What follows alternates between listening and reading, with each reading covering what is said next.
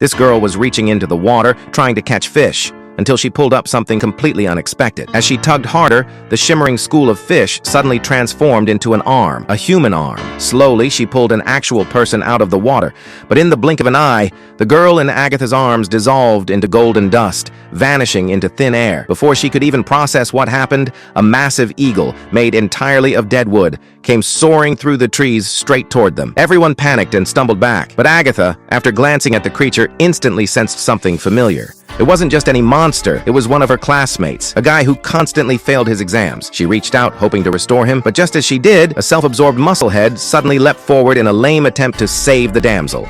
He launched a glowing blade right into the giant eagle. It shattered into pieces and vanished. The so-called prince pulled out his sword, thinking he'd be greeted as a hero, only to be met with Agatha's full-powered rocket punch. Tedros had no idea what he did wrong. The other students rushed in to calm things down. Headmaster Good arrived and ordered everyone back to the dorms. Everyone except Agatha. Furious, she confronted him. "We're supposed to be the school for good, but you're turning students into animals just because they fail?" She was outraged. "What kind of good is that?" The headmaster snapped back. He explained that goodness once existed in its purest form.